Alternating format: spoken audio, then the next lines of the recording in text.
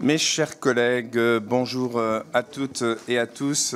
Mesdames, nous achevons donc aujourd'hui notre cycle sur l'économie de guerre avec une audition relative au financement des entreprises de la BITD. La préparation à l'économie de guerre nécessite en effet que les entreprises trouvent des financements nécessaires à l'adaptation et à la montée en puissance de leur outil de production. Cette question du financement constitue une constante dans les préoccupations de la Commission et a fait l'objet de nombreux travaux parlementaires.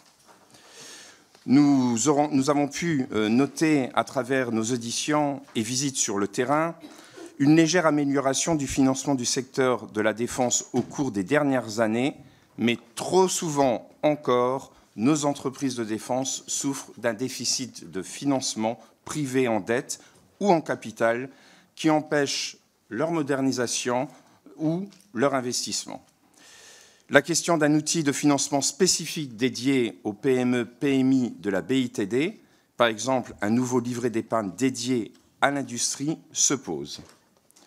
Et nous regrettons que les critères extra-financiers, à savoir les critères environnementaux, sociaux et de gouvernance, soient encore trop souvent interprétés comme excluant l'investissement du secteur de la défense, alors que, de mon point de vue, la défense est plutôt quelque chose de vertueux, car elle nous protège et donc elle est nécessaire à notre société.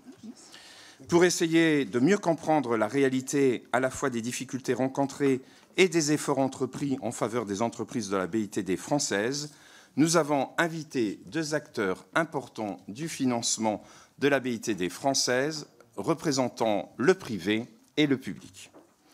Madame Maya Attig, directrice de la Fédération bancaire française et directrice générale de l'Association française des banques, qui a commencé sa carrière à Bercy et est sortie aussi de l'ENA, si je ne me trompe pas, et qui a reçu d'ailleurs la Légion d'honneur très récemment, et je vous félicite, merci. Madame. Et Monsieur Pascal Lagarde, directeur exécutif de BPI France, en charge de l'international, de la stratégie, des études et du développement. Vous êtes, Monsieur le directeur, un connaisseur averti de la BITD française, puisque vous êtes ingénieur en chef de l'armement et avez commencé votre carrière à la DGA, un lien qui est plutôt intéressant aussi pour notre écosystème. Vous nous expliquerez pourquoi et comment BPI France accompagne aujourd'hui les entreprises innovantes du secteur de la défense. En parallèle, je note que la Commission européenne avance sur le soutien de la BITD européenne, à travers notamment la proposition de règlement établissant un nouveau programme pour l'industrie de défense, dit EDIP. Néanmoins, la question du financement des projets de défense se heurte pour l'instant aux divergences de vues entre les États membres sur la définition des critères d'éligibilité. La France souhaite en effet s'assurer que l'argent du contribuable européen ne servira pas, in fine, à financer l'achat d'équipements étrangers, notamment américains. Mesdames, Messieurs, mes chers collègues, sans plus attendre, je vais donc laisser la parole à nos deux intervenants, en commençant par Madame Maya Attig. Je vous en prie. Merci. Merci beaucoup, Monsieur le Président. Merci beaucoup, Mesdames et Messieurs les députés, pour le temps que vous consacrez à cette audition, pour votre invitation. Nous sommes allés au-devant, bien entendu, de la représentation nationale à de multiples reprises. Le sujet est fréquemment évoqué, comme vous l'avez cité. Je dirais que ce travail en commun, ces explications, a commencé avec l'audition par la mission Flash sur le financement de la base industrielle et technologique de défense le 18 décembre 2020. Et nous avions noué des contacts avec les associations du secteur quelques mois auparavant, lorsque les premières voix se sont fait entendre, avec des thèmes, au fond, sur lesquels je voudrais revenir de façon offensive. Et je sais que cette commission ne nous en voudra pas d'apporter un message très clair sur ce point et très offensif. Le premier point, c'est que les banques françaises ont été et resteront des partenaires de long terme du secteur de la défense. Tout simplement. nous avons une position constante dans notre secteur sur les questions de souveraineté, déjà dans notre domaine. Nous sommes l'un des rares pays où plus de 90% du financement d'ensemble de l'économie des ménages et des entreprises repose sur des entreprises dont le centre de décision est en France. Beaucoup de pays en Europe n'ont pas cette base de financement nationale. Beaucoup de pays en Europe ne savent pas ce que c'est que la souveraineté. Beaucoup de pays en Europe interprètent trop souvent cela comme l'érection de barrières, au lieu finalement d'une logique d'autonomie et de capacité à prendre les décisions sur le territoire. Et donc, les questions de souveraineté et l'idée qu'un territoire bien défendu et un territoire qui a de l'influence dans le monde, c'est un territoire dans lequel il y a des bases de production et de décision en France, nous sommes cohérents avec nous-mêmes. Nous le défendons pour notre secteur, nous le défendons pour les autres secteurs. J'en veux pour preuve que nous sommes quasiment la seule fédération européenne, la seule fédération bancaire à être intervenue dans le débat européen que vous avez cité, Monsieur le Président, et à envoyer une contribution à cette consultation en affirmant très nettement cet engagement. Deuxième élément que vous jugerez peut-être défensif, mais là encore, la défense et l'attaque vont tout de même ensemble. Quelles sont les mises en cause de notre secteur, hein? Avant de vous dire ce que nous faisons, finalement, le plus simple, c'est peut-être de dire en quoi nous sommes mis en cause. Alors, j'ai pris un petit extrait de quelques propos, et puis, en fait, j'essaye par ce biais également de résumer les échanges extrêmement constructifs, je dois le dire, que nous avons eu tant avec les acteurs de la profession de la défense dans toute sa diversité, et puis les multiples contacts, ici, les discussions autour des rapports d'information, des missions d'information, etc. Nous avons entendu tous collectivement, les signaux ont été plus que passés, plus qu'entendus. Hein. On est sur un mode tout de même heureusement très expressif qui permet justement de s'expliquer. Frileux, discriminant, bisounours, compliance, ESG, difficultés systémiques. Bon. Alors, faux, vrai, mais à travailler. Vrai, que faisons-nous? Faux. Sur les difficultés systémiques, c'est faux. Systémique, c'est faux. Il y a des difficultés ponctuelles, et je crois que c'est extrêmement important de ne pas nier qu'il y ait des difficultés. C'est extrêmement important. Je parle des difficultés de financement, parce que quand je parle de difficultés de financement, c'est difficultés d'attribution de prêts. Difficultés d'attribution de prêts. Quand il y a des difficultés, nous avons mis en place, à la demande de l'industrie, sur la proposition d'ailleurs de multiples missions et d'échanges parlementaires, des référents défense. C'était une forte demande de l'industrie, relayée par les deux assemblées, de mettre en place des référents défense. Ils ont été mis en place dans les différentes banques, ils sont au contact soit directement des secteurs professionnels, soit de la DGA. Et donc, quelques dizaines de dossiers sont remontés à la DGA, je pense moins d'une centaine. 13 posaient de réelles difficultés, c'est-à-dire finalement conduisaient à une impasse. Et je crois que c'est très important de considérer que chacun de ces 13 dossiers a pu être traité, expliqué, mieux construit avec l'entreprise. Les autres, c'était des dossiers où c'était très important de s'expliquer. Et en ce moment même, d'ailleurs, l'industrie remonte des dossiers en disant, voilà, on a des difficultés, il y a des délais trop longs de traitement de certains sujets, il y a des difficultés d'exécution de virements vers certains pays. C'est extrêmement important qu'il y ait 5 difficultés, 10 difficultés ou 200. De toute façon, ce qui est important, c'est de considérer chacune d'elles en elle-même. Considérer chacune d'elles en elle-même. Et de se donner les moyens de la traiter. Et donc, pour les référents défense, c'est un dispositif qui existe, que nous encourageons tous ceux qui ont des difficultés, finalement, à utiliser pour répondre à ces questions de frilosité supposées. Je pense que notre métier est de gérer les risques. Les banques ne le font pas mal. Elles gèrent les risques. Et donc, par définition, que ce soit pour une entreprise de la défense ou pour toute autre entreprise, eh bien, quand un crédit est demandé, oui, beaucoup de choses sont bien évidemment analysées. Et j'en viens à la difficulté qui, elle, touche de nombreuses PME, et nous attendons un diagnostic économique, puisque nous ne disposons pas nous-mêmes de la base de données des PME, ce qui fait que nous ne pouvons pas mesurer, je dirais, leur situation au global. C'est la Direction générale de l'armement et Bercy qui feront cette étude. Ce que l'on constate, c'est que les entreprises de la BITD, d'ailleurs le ministre l'a dit, ont beaucoup de dettes. Alors, si elles ont beaucoup de dettes, j'imagine que c'est parce qu'elles ont reçu beaucoup de prêts. Bon, elles ont reçu des prêts, donc il y a un accès aux prêts. Elles ont beaucoup de dettes et elles n'ont pas assez de fonds propres par rapport à cette dette. Nos entreprises de la BITD ont fait le choix de produire en France, où le coût de production peut être plus élevé. Donc, c'est un choix qui, effectivement, a ses conséquences. Nos entreprises de la BITD ont des cycles de production exigeants.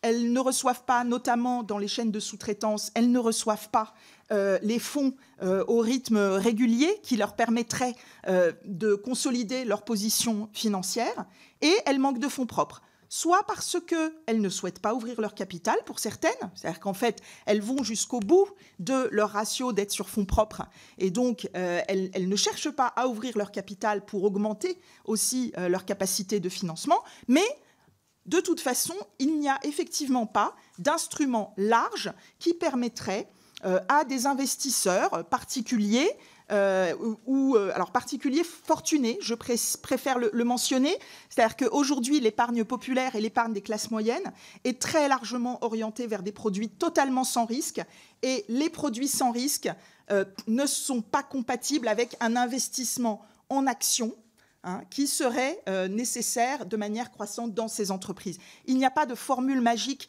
qui permette de transformer le souhait des épargnants des classes moyennes et populaires pour une épargne extrêmement stable et sécurisée vers une épargne d'entreprise en action, que ce soit d'ailleurs pour le secteur de la défense ou pour d'autres. Même en mettant énormément de fonds publics, énormément de garanties, on n'y arrive pas. Et donc, il faut aller dans des classes, des personnes, des catégories d'épargnants qui sont plus aisés, qui ont davantage de moyens à mettre dans les fonds propres, et en particulier dans les fonds propres des entreprises. Donc, aujourd'hui, s'il y a difficulté dans le secteur, c'est de financement, et je constate que chaque fois que les expressions publiques sont faites aujourd'hui, on parle bien de financement avec une logique fonds propres.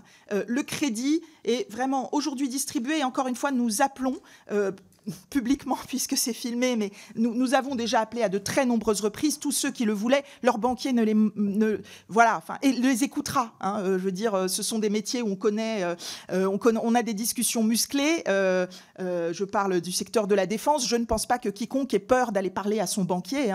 C'est bien moins inquiétant que les ennemis auxquels nous avons affaire à l'extérieur. Donc voilà, les banquiers sont là pour écouter, et nos référents défense sont à disposition. Je termine sur les sujets ESG. Si vous voulez bien, puisque les termes de discriminant, de bisounours, de compliance, de l'ESG visent de manière générale le sujet, je l'ai entendu, ce terme, je l'ai entendu dans des interviews ou autres, tous ces termes-là font référence à une réalité. Et je crois que c'est très important que justement nous soyons soudés vers cette réalité. Et je dois dire que c'est l'un des grands éléments, grands enseignements pour nous des échanges avec nos interlocuteurs. Nous passons beaucoup de temps entre nous. Il y a des difficultés, il n'y a pas de difficultés, les référents défense font le travail, ils ne font pas le travail. Bon, ok, tout ça, c'est du quotidien. Mais la réalité à laquelle nous devons faire face, c'est qu'il faut faire la chasse dans les différents textes aux expressions abusives et aux expressions qui peuvent être abusivement utilisées.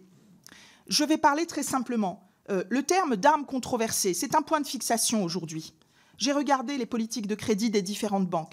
Elles précisent toutes que quand on dit armes controversées, on parle des traités qui interdisent des armes au titre du droit français. Voilà. Et pourquoi le font-elles ? Pourquoi a-t-il fallu le faire dans nos propres textes internes ? Parce que le texte européen n'était pas assez explicite à cet égard. En utilisant une expression qui est une expression anglo-saxonne, avec une nuance anglo-saxonne, controversée c'est aussi français, mais la nuance anglo-saxonne conduit finalement à de l'imprécision et à de la généralisation.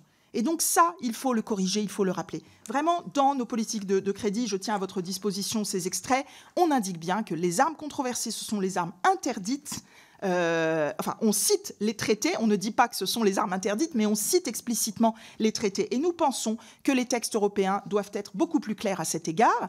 L'autorité des marchés financiers a fortement poussé auprès de l'autorité européenne pour que ceci soit explicité et pour que justement dans ces fameuses normes dites ESG, eh bien, ce soit vraiment cette mention qui soit faite, hein, non pas armes controversées, mais armes controversées voulant dire une somme de traités qui sont extrêmement limités, hein, d'ailleurs, 4 traités auxquels la France a souscrit. Et donc, il faut de la précision. Il faut aussi de l'attention. Nous avons encore appris il y a quelques semaines l'existence de projets de texte dans telle ou telle direction qui pourraient justement redire que les entreprises de la défense doivent être traitées différemment ou que le terme arme controversée ressurgit dans un texte. Alors là aussi, il faut être implacable là-dessus et il faut le faire ensemble et donc y passer du temps ensemble. Voilà ce que je voulais vous dire vraiment pour venir au-devant des difficultés et être soudés pour les traiter. En termes ESG, vous dire qu'il n'y a aucune pression, aucune question de personne sur le point de savoir s'il est bon ou pas bon, s'il est dans l'ordre des choses de financer la défense ou pas, ce serait vous mentir. Oui, il y a des interlocuteurs, des investisseurs internationaux qui disent « mais écoutez, moi, ne serait-ce que pour des raisons géopolitiques dans mon propre pays, je ne vais pas investir dans le secteur de la défense. Donc votre fonds, qu'est-ce que vous avez dans votre palette de fonds ?» Et là, je parle d'une autre partie de l'activité financière que ne couvre pas directement la Fédération bancaire française. Je préfère un fonds dans lequel il n'y a pas de défense parce que je ne veux pas moi-même de problème. Mais c'est très important de pouvoir, là-dedans, prévoir une offre qui répond à ces questions-là et considérer que, pour tout le reste, investir dans la défense, c'est tout à fait normal, c'est dans l'ordre des choses et cela fait partie de notre rôle de souveraineté financière. Je vous remercie pour votre attention. Merci, Madame. Monsieur, je vous laisse la parole. Merci. Merci, Monsieur le Président. Auprès de vous, Mesdames, Messieurs les députés, pour un sujet qui me tient à cœur, puisque, en effet, comme le disait le Président, j'ai eu l'honneur de servir au ministère des Armées pendant un nombre d'années important, au début de ma carrière. Comment, à BPIFrance, voit-on ce sujet de financement de la BITD? D'abord, quelques rappels du contexte. Hein, on a un contexte très dynamique de la BITD depuis 2022. Hein, c'est clair. Avec un marché mondial qui est en très forte croissance. Hein. Alors on peut s'en réjouir, on peut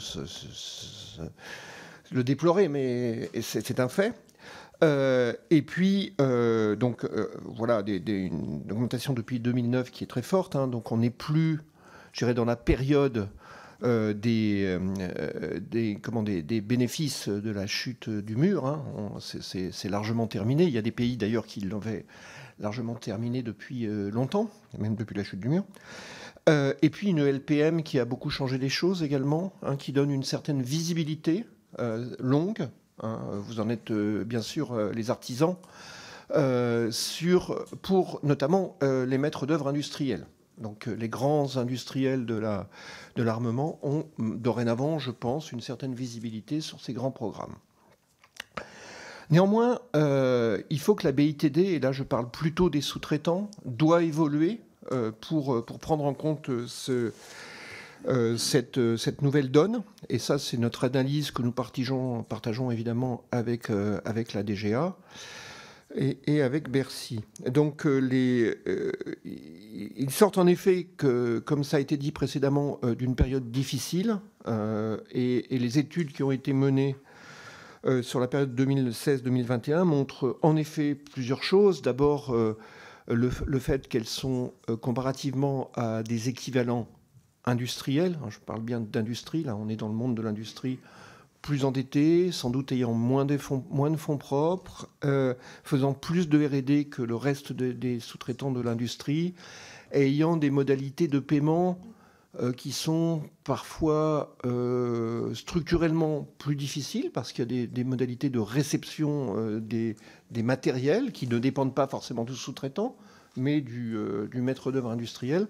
Et puis, par ailleurs, parce qu'on peut se poser des questions sur la façon dont l'argent des grands contrats d'armement ruisselle vers cette BITD.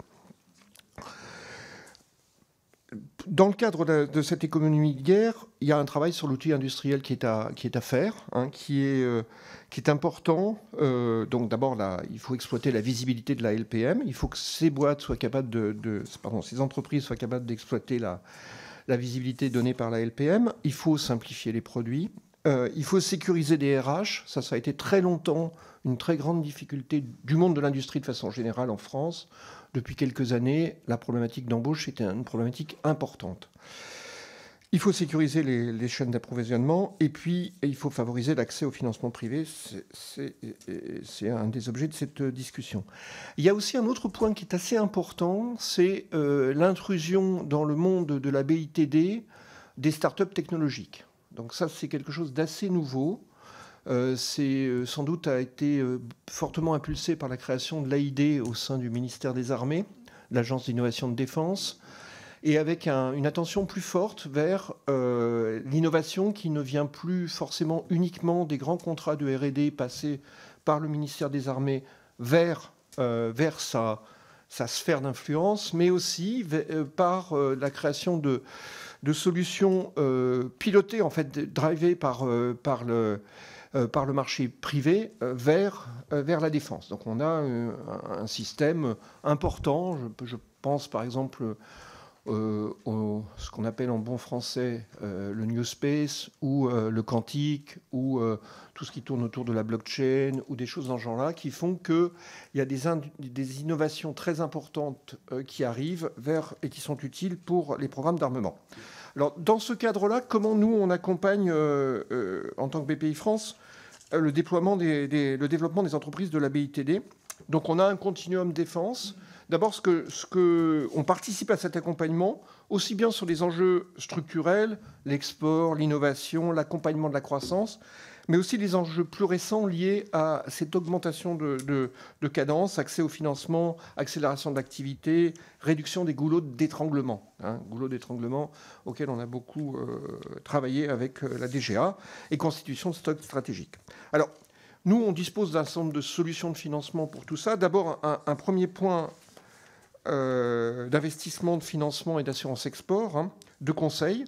Un premier point très important, toute la gamme des produits de BPI France peut être utile à la BITD. On n'a strictement aucune restriction, à part, comme l'a dit Maya, évidemment les accords français internationaux sur les armes controversées. Je dois dire que ça ne gêne en rien notre activité, puisque, en fait, je ne vois pas comment un membre de la BITD pourrait faire ce genre de choses. Donc voilà. En tout cas, on l'a. Donc tous les produits génériques de BPI France, tous les produits qui sont accessibles à toutes les PME, à toutes les ETI, à toutes les TPE, sont accessibles aux entreprises de la BITD. Ça tient au fait que la doctrine d'intervention de BPI France, qui a été approuvée par l'Assemblée nationale en 2013, n'exclut en rien les activités de défense. Ça a été très clairement non dit, puisque ce n'est pas dit. Donc nous, et BPI France étant un acteur majeur sur le sujet industrie, de façon générale, on a un programme industrie de 45 milliards d'euros de financement sur 5 ans. Évidemment, l'industrie de défense est incluse dans ce programme industrie. Il n'y a pas de différenciation de fait. Par ailleurs, on a des enjeux critiques dans le secteur. Donc, on a travaillé depuis maintenant pas mal d'années, à l'époque, maintenant qui est le ministère des Armées, pour développer un continuum spécialisé sur la défense, en partenariat avec la DGA, qui a à la fois en matière d'investissement, donc on a 2 fonds spécialisés en matière de défense, Definvest et Innovation Défense. En financement, un prêt spécialisé qui s'appelle DEFI et le prêt Arctique 90. En conseil, en soutien non financier aux entreprises, on a les DIAC cybersécurité et un accélérateur spécialisé dans la défense. Ou à l'exportation, avec une partie importante de nos activités d'assurance export qui est consacrée à la défense. Et puis, on a bien sûr une partie de nos activités de prêt à l'exportation qui est liée à ça. On travaille d'ailleurs de façon assez récurrente avec la DGA pour étoffer ces outils spécifiques au sein de notre gamme générale. Et on était d'ailleurs hier en réunion avec Nicolas Dufourc et Emmanuel Kiva et ses équipes pour aller plus loin, comme on le fait très clairement tous les ans entre les deux, entre Nicolas Dufourc et Emmanuel Kiva. Mais plus votre serviteur et le référent défense de BPI France, qui est Cédric Lovenbach, nous voyons nos amis de la défense tous les mois. Voilà, donc on travaille beaucoup là-dessus. En fait, on a un partenariat depuis 3 ans avec la DGA qui est signé, dans lequel on a normalisé un peu la façon de travailler et qui nous permet d'échanger plus facilement entre nous sur ces sujets-là. Je voudrais signaler plusieurs choses. D'abord, qu'on est actionnaire de l'ordre de 70 entreprises de la défense. Donc, on est un actionnaire actif dans ce domaine-là. Alors, quand je dis de la défense, bien évidemment, j'ai oublié de préciser quelque chose d'important. Mais vous le savez tous, les sous-traitants de la défense ne sont quasiment jamais des sous-traitants à 100% de la défense.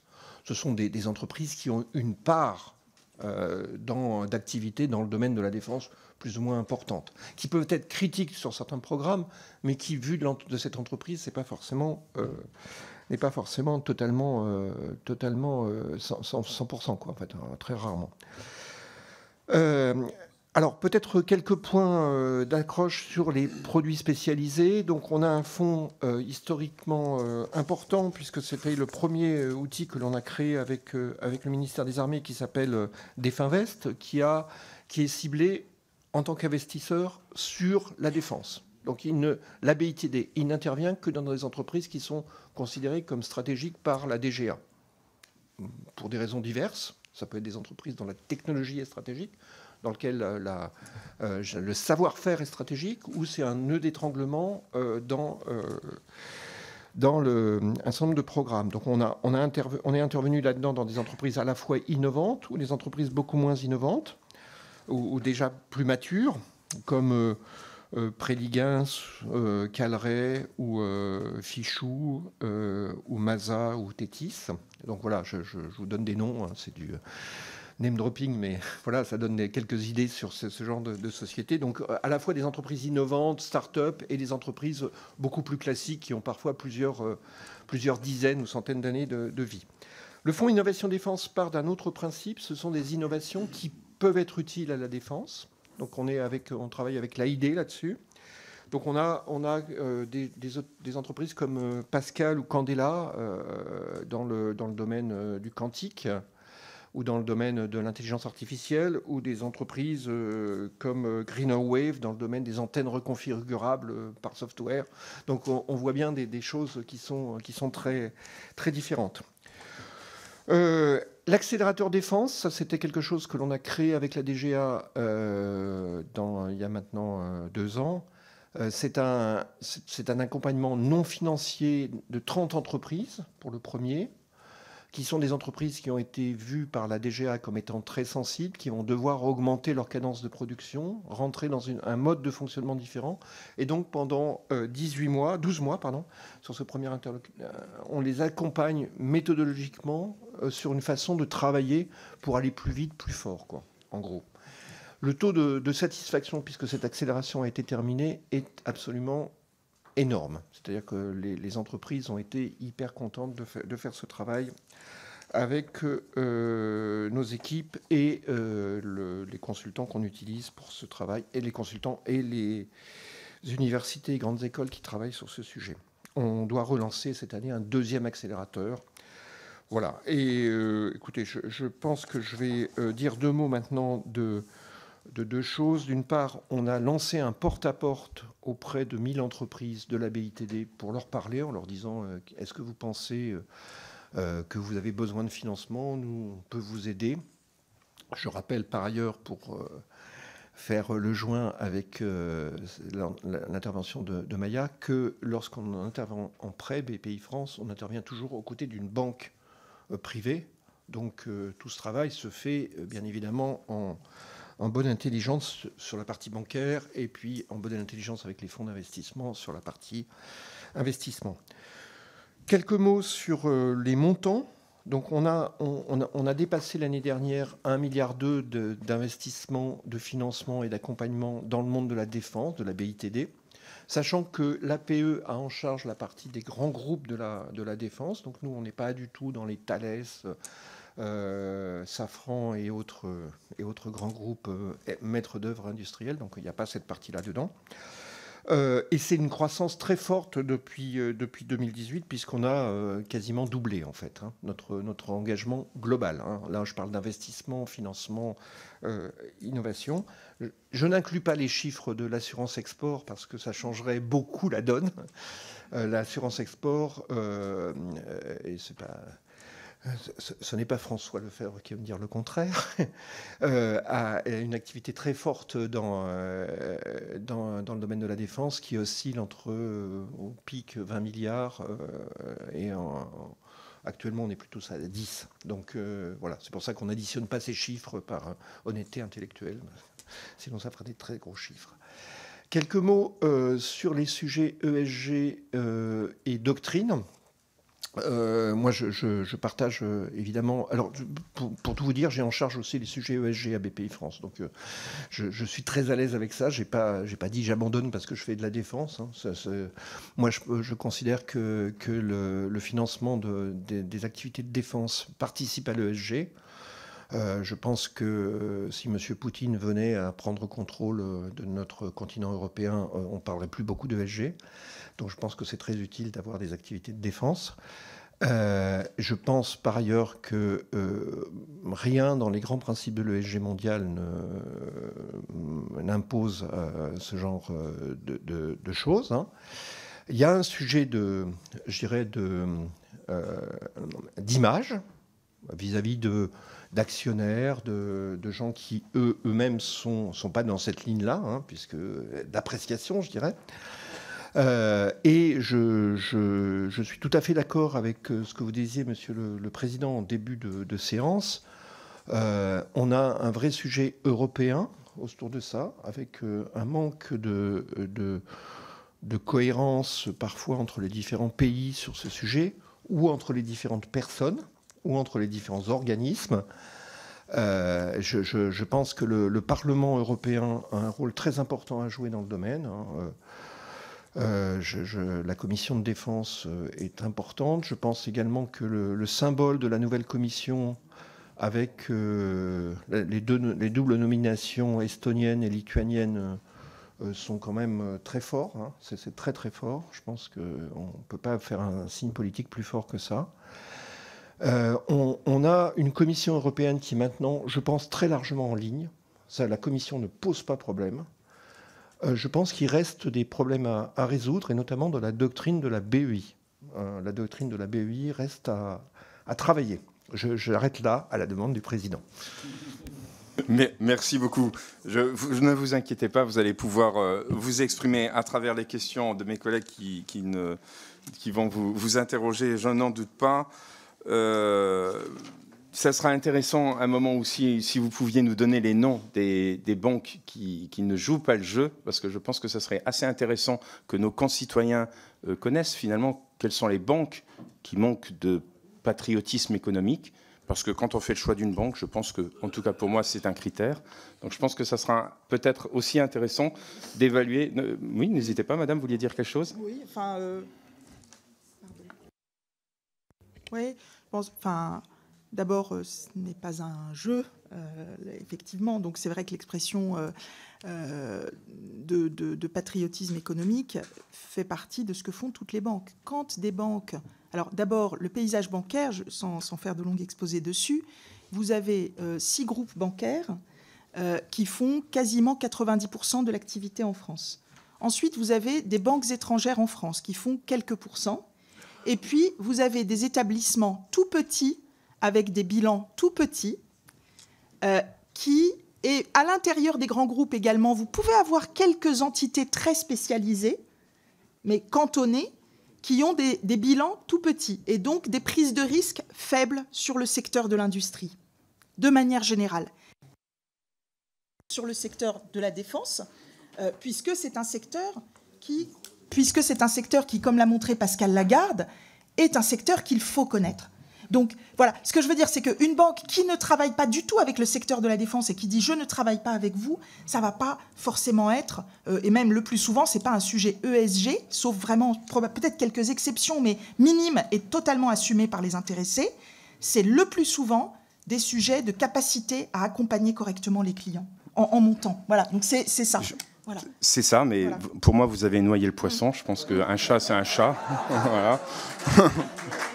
Et il suffit de nommer les choses. Et je pense que c'est tout à fait légitime, et mon propos est loin d'être bête, de savoir quelles sont les banques qui, d'une façon ou d'une autre, ne jouent pas le jeu. Je pense que c'est important pour nos concitoyens, car quand on adhère à une banque, c'est aussi pour les valeurs qu'elle porte. Certaines peuvent estimer que la défense n'est pas une belle valeur, et bien qu'ils le disent clairement. Et ceux qui non, parce qu'il y a quand même des refus de prêt, donc c'est une réalité, et on sait que ça peut venir de certaines banques essentiellement. Voilà.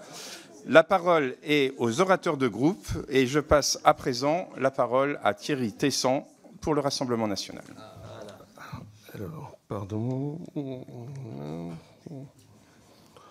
Merci, Monsieur le Président. Alors, si on écoute, tout va bien, visiblement, mais on reste quand même sur l'idée que le mot a été utilisé. Les banques privées paraissent extrêmement frileuses pour investir dans ce secteur stratégique. On l'a dit, crainte pour l'image, normes ESG, tous les départements de conformité font obstacle, et cela dès l'ouverture des comptes. On va vous donner des exemples.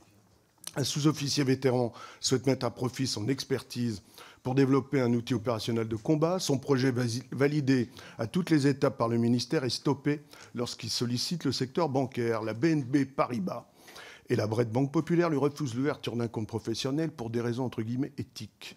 Quand cette étape est franchie, c'est tout autant compliqué. Autre exemple, une entreprise française de drones à usage dual a reçu une notification de la BNP Paribas lui conseillant de ne pas s'adresser au marché de défense sous peine de se voir refuser tout accompagnement financier. On a un autre exemple qu'on a déjà évoqué dans nos auditions. Lorsque la France a voulu fournir des pick-up non armés au G5 Sahel pour lutter contre les djihadistes, aucune banque française n'a accepté de financer l'opération. Le salut est venu de la Deutsche Bank et de Al Arabiya Bank, ce qui démontre d'ailleurs que certaines banques étrangères sont moins frileuses que les nôtres. Ces exemples peuvent être multipliés. Malgré les efforts de la BPI qui garantit souvent, ça a été dit, les prêts à hauteur de 50%, les banques privées françaises répugnent à financer notre défense nationale. On va en oublier, mais ça en concerne beaucoup. Je vais en citer Bred, BP, BNP Paribas, LCL, Société Générale, Crédit du Nord, etc. D'où ma question. Comment comptez-vous agir pour encourager les banques privées à soutenir notre base industrielle et technologique de défense? Je vous remercie. Merci. Mesdames, Messieurs, vous avez la parole. Alors, merci d'avoir pointé les exemples. Ces exemples ont-ils été retransmis et vraiment, je le redis très clairement, il faut transmettre aux référents défense. Les patrons des banques concernées regardent ces sujets-là de très près également. Et donc, l'escalade individuelle, par exemple, je suis très surprise que l'on dise à quelqu'un, si vous travaillez dans le secteur de la défense de manière générale, on ne vous suivra pas. Parce que, typiquement, la banque que vous avez citée, BNP, est l'un des très gros financeurs de la défense. Donc, et dans sa politique de défense, dans sa politique sectorielle, il n'y a pas d'interdiction. Donc voilà, c'est vraiment le type de sujet individuel et dans sa variété où c'est extrêmement important de comprendre. Le sujet de la concurrence européenne et de la place d'autres banques est extrêmement intéressant et instructif. Pourquoi ? Parce que quand on regarde la liste de toutes les banques qui agissent dans ce secteur, les banques françaises sont beaucoup plus nombreuses dans l'ensemble. Elles ne sont pas les seules. C'est un marché ouvert. C'est un marché ouvert. Et c'est un marché sur lequel vous pouvez aussi avoir des choix de politique, je dirais, de conquête de nouveaux clients qui font qu'à un moment donné, vous allez être là où les autres ne sont pas ou sont moins, et vous allez être à un endroit où vous faites de meilleurs prix que d'autres. dans les échanges individuels que nous avons pu avoir avec des banques, des entreprises qui nous faisaient part de leurs difficultés, on a eu des cas comme ça où les gens nous disaient « mais c'est quand même insensé, la banque étrangère m'a fait un meilleur prix que la banque française ». Oui, j'allais dire, tant mieux. Ça dépend évidemment du type d'activité, mais le sujet à un moment donné est d'accepter de s'aligner sur un prix qui est un prix ultra bas et qui ne permet pas non plus de couvrir le prêt. Donc voilà, c'est pour ça que je pense que c'est important de regarder au cas d'espèce. Et par ailleurs, votre question directe, c'est qu'est-ce que vous allez faire pour sensibiliser ? Monsieur Lagarde, Pascal, a cité le montant de l'engagement comprenant l'investissement, le financement, l'accompagnement pour BPI, 1,2 milliard. Je n'ai pas ce chiffre pour l'ensemble des banques de termes aussi précis, mais parce que, en fait, la classification défense, pour les raisons qui ont été expliquées, n'existe pas. Il n'y a pas de code défense. Mais les estimations qui ont été faites à partir des quelques noms connus, y compris parmi des PME, c'est plusieurs dizaines de milliards d'engagements au niveau de l'ensemble des banques. Et donc, ce que nous faisons, c'est que nous rappelons justement ces questions d'interprétation de ce terme d'arme controversée. Nous rappelons la sensibilité. Et tous nos adhérents savent aujourd'hui qu'il y a cette audition. Et tous nos adhérents que vous mettez en cause répondront, un par un, et bien heureusement. Et ils sont extrêmement attentifs à ce sujet, et ils sont à disposition à la fois des parlementaires et des associations professionnelles. Mais ce que je veux dire, c'est que, et vraiment c'est le cœur de mon message, c'est que c'est important aussi de ne pas se diviser là-dessus. Quand on regarde l'extérieur et l'Europe, pardon, mais c'est quand même là qu'il faut aller et qu'il faut aller ensemble. Voilà, donc toutes ces banques travaillent avec le secteur de la défense, à un échelon ou un autre, et entendent ce que vous dites et sont prêts à traiter les situations individuelles dans la mesure de, je dirais, la qualité des dossiers individuels et non pas du secteur.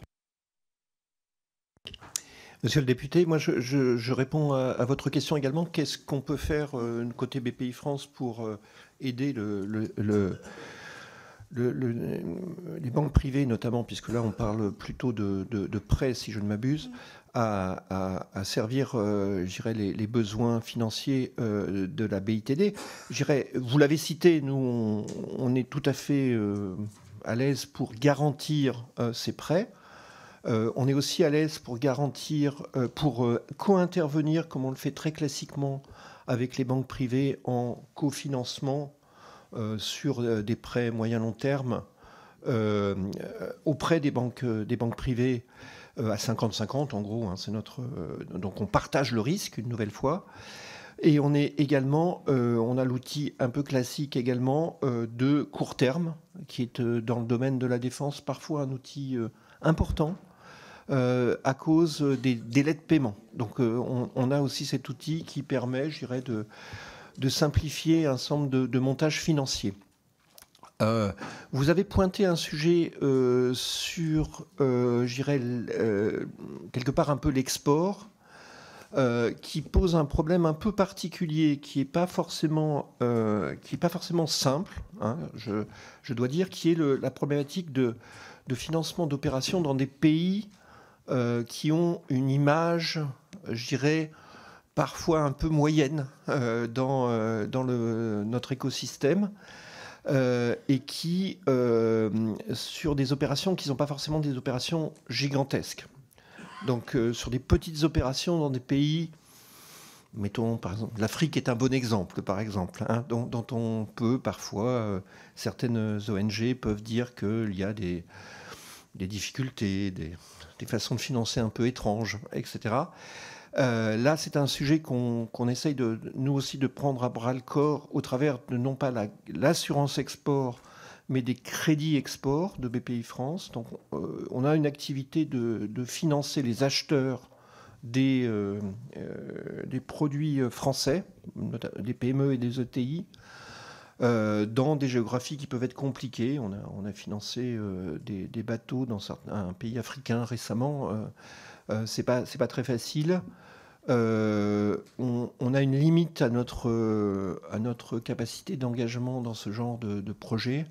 Et on propose depuis maintenant un certain temps qu'elle soit relevée, parce qu'on pense que dans le domaine défense, il y a des sujets un peu particuliers qui mériteraient à ce qu'on ait une limite plus importante dans ce genre de prêts, notamment sur ces géographies compliquées. Voilà.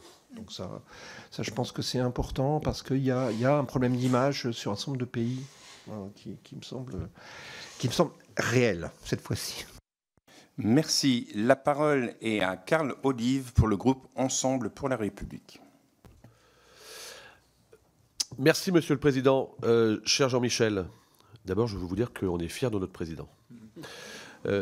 Madame Attig, Monsieur Lagarde, chers collègues, la base industrielle, notre BITD, représente un moteur économique et stratégique créant plus de 210 000 emplois directs et indirects. Elle constitue un pilier fondamental de notre souveraineté et notre sécurité nationale. D'ailleurs, il ne nous a pas échappé que la BITD est un des rares secteurs à contribuer positivement à la balance commerciale française. L'adoption de la loi de programmation militaire, dotant le budget de la défense d'un montant ambitieux de 413 milliards d'euros, marque une volonté forte de soutenir notre BITD. Cet effort traduit la volonté de bâtir une véritable économie de guerre pour répondre aux enjeux géostratégiques actuels. La création de 2 fonds d'investissement gérés par la BPI, Monsieur Lagarde, Definvest et Innovation Défense, totalisant une dotation de 300 millions d'euros, s'inscrit dans cette volonté de soutien à la BITD. Vous l'avez rappelé, néanmoins, ce montant demeure modeste comparé aux initiatives américaines. À titre d'exemple, la start-up Anduril a levé plus d'1,4 milliard $ en 2022. La dépendance de notre industrie envers les financements publics, qui ne sont pas illimités, constitue également un sujet de préoccupation. L'implication de partenaires privés, on vient de le rappeler, tels que les banques et les fonds d'investissement, est essentielle. Ces acteurs semblent peu enclins à investir dans ce secteur. D'ailleurs, la mission flash de notre collègue, l'excellent Jean-Louis Thiriot, consacré au financement de la DITD, a mis en lumière plusieurs freins majeurs à l'investissement privé. Les contraintes imposées par la loi Sapin II, les critères ESG de la finance durable qui tendent à exclure la BITD, le rôle prépondérant de l'État dans cette industrie ainsi que les risques perçus liés au cycle long de production. Dans le contexte actuel, renforcer les capacités d'investissement des entreprises de la BITD est donc vital, en particulier pour les PME de la filière. Et bien que le rôle de l'État est essentiel, il ne peut pas constituer son unique soutien financier, d'où ma question. Quelles pistes pourrions-nous envisager pour diversifier les sources de financement de la BITD, notamment en faveur de ces PME? Comment évaluez-vous l'écart entre la dotation de nos fonds gérés par la BPI et les montants récoltés par les initiatives américaines? Enfin, quelles mesures proposeriez-vous pour mobiliser davantage les partenaires privés? Vous avez commencé à esquisser cette réponse et ainsi compléter les financements publics. Merci de votre attention. Merci, Madame, Monsieur. À vous la parole. Alors, merci, Monsieur le député. Et je pense en effet que, enfin, d'abord, dans votre remarque sur le montant des fonds d'investissement spécialisés défense de BPI France, je ne peux être que d'accord sur le fait que, comparativement à nos alliés américains, on est à des lumières. Des années-lumière de ce qu'ils sont capables de mettre sur la table. Ce qui pose un certain nombre de problèmes, à la fois sur les entreprises classiques de la BITD, mais aussi sur les grandes technologies qui vont faire la défense de demain. Hein, je pense à l'intelligence artificielle, je pense au quantique, je pense à toutes ces technologies très importantes sur lesquelles... de nombreux acteurs américains se penchent, y compris en Europe. Donc un vrai sujet autour de ça. Il faut bien sûr que dans ces fonds d'investissement, nous, notamment sur le fonds investissement défense, innovation défense, nous avons ouvert ce fonds à des investisseurs privés pour faire levier. Nous avons déjà des engagements d'un certain nombre de groupes privés, dont un groupe... allemand. Voilà. Donc, voilà. Je pense qu'en effet, il y a à avoir essayé de trouver ce genre de dynamique. Les fonds privés spécialisés dans la défense, il y en a très peu sur le marché, mais quelques-uns, néanmoins, ont eu des difficultés à lever.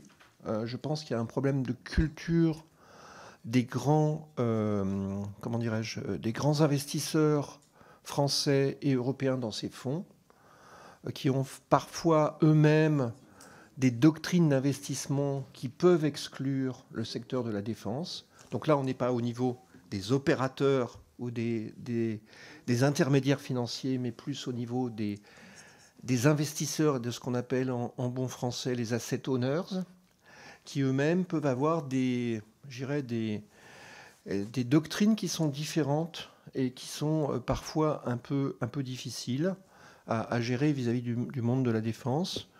Certains n'ont pas de limite. Hein. Je prends l'exemple, par exemple, des fonds souverains du Golfe qui n'ont absolument aucune limite dans ce domaine-là. Je prends, à contrario, l'exemple du groupe BEI qui a une doctrine qui a évolué positivement depuis quelques années, mais qui reste limitée notamment dans la fabrication des armes et des munitions, qui est un sujet très, très difficile à traiter pour les fonds d'investissement, parce que très difficile à savoir si une PME ou une start-up est ou sera cliente après 3 étages de sous-traitance d'un fabricant d'armes. Donc ou dans les garanties apportées aux banques, même problème. Donc on voit bien que ça pose des sujets compliqués et qui devraient être harmonisés au niveau européen, je pense. Merci. La parole est à Aurélien Saint-Toul pour le groupe La France Insoumise, Nouveau Front Populaire. Merci, Monsieur le Président. Madame, Monsieur, merci de vos propos. D'une manière générale, au nom de mon groupe, je dois dire que les problèmes de financement de la BITD ne sont pas à disjoindre des problèmes de financement de l'économie réelle en général. Premier point. Le deuxième point, évidemment, c'est que je note avec un peu d'amusement que les turiféraires de la liberté du commerce se rendent compte que finalement il y a certains sujets pour lesquels le marché n'est pas le plus adéquat, n'est pas le plus pertinent, et en particulier pour le financement de l'industrie de la défense, dans la mesure où, pour 2 raisons, les armes ne sont pas des marchandises comme les autres. D'abord parce qu'elles intéressent la souveraineté des États, et deuxièmement parce que la recherche du profit est de nature à alimenter la course aux armements. Ce deuxième sujet ne préoccupe pas en réalité beaucoup les personnes qui se sont exprimées jusqu'à présent, je le crains, mais elle préoccupe en tout cas les membres de la France Insoumise aussi.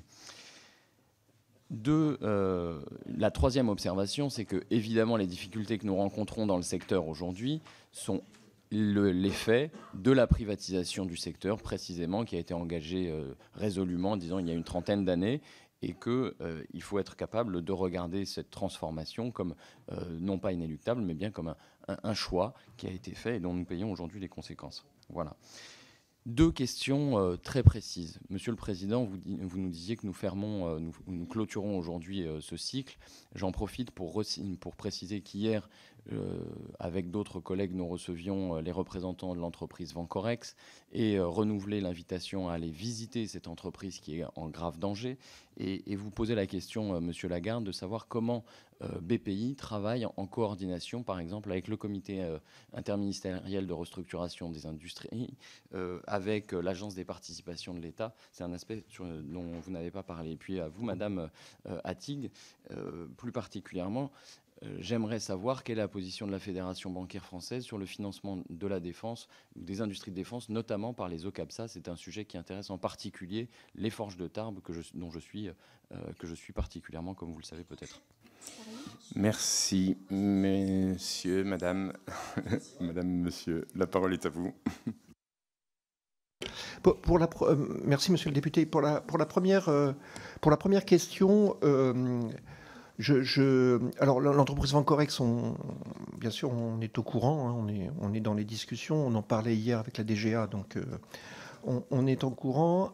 On a évidemment un partage des tâches qui existe entre le CIRI et nous-mêmes. On ne fait pas tout à fait le même métier, hein, puisque nous, on intervient en économie de marché, et le CIRI a une intervention beaucoup plus directe et urgente et sur des entreprises en très grande difficulté. La doctrine de BPI France ne nous permet pas d'aller sur ces entreprises en très grande difficulté pour plein de raisons, notamment le droit européen, hein, qui fait que une banque publique peut risquer des problèmes sur les entreprises en très grande difficulté. Mais enfin, je sais que vous êtes au courant, donc voilà.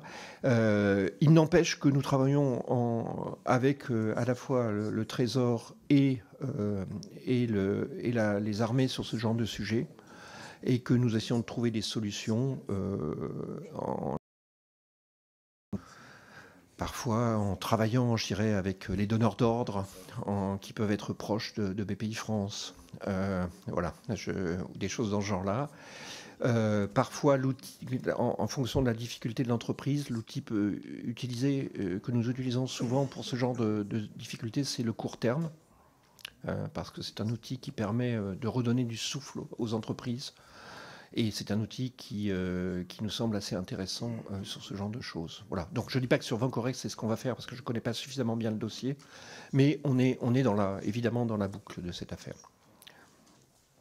On a en fait un système de travail avec le ministère des Armées et avec le CIRI qui nous permet d'être dans la boucle systématiquement, ou en tout cas alerter systématiquement dans ce genre de cas. Et la PE, bien sûr. La PE est à notre conseil d'administration. Donc voilà, on travaille de très proche avec la PE. Et c'est notre actionnaire, by the way. Merci. Vous voulez dire un mot? Il avait une question sur les obligations. Je vous en prie, si vous voulez. Merci beaucoup. Alors, votre question, finalement, complète aussi celle de Monsieur Olive, puisque, au fond, ce qui est important pour les entreprises, c'est qu'il y ait différents instruments. Des crédits bancaires classiques, des crédits syndiqués, des obligations convertibles en actions, des titres de toutes sortes. Ce qui est vrai, c'est que ces obligations convertibles en actions, très souvent, elles ne sont pas faciles à monter pour des PME. Et donc, ce sont des instruments qui peuvent fonctionner pour des grandes entreprises et qui se négocient aussi. En revanche, pour les PME, c'est assez compliqué et ça fait partie en plus des produits, je dirais, sophistiqués, en tout cas beaucoup moins simples. Et donc, les épargnants individuels n'y vont pas non plus. Voilà. Mais ça fait partie de la palette de propositions, les OCA, les OCA, si c'était bien votre... Merci. La parole est à Sébastien Saint-Pasteur pour le groupe socialiste et apparenté. Merci, Monsieur le Président. Madame la directrice, Monsieur le directeur, merci tout d'abord pour la qualité de vos présentations qui sont très éclairantes et qui permettent de rappeler que l'argent et que c'est particulièrement vrai concernant la BITD. Il faut quand même se rappeler la situation dans laquelle on était il y a peu d'années, puisqu'en 2020, devant les sénateurs, le DGA, qui a été cité, Emmanuel Kiva, avait évoqué un phénomène de frilosité bancaire, qui, moi, je considère, c'est, malgré tous les exemples qui ont été démontrés, réduit depuis.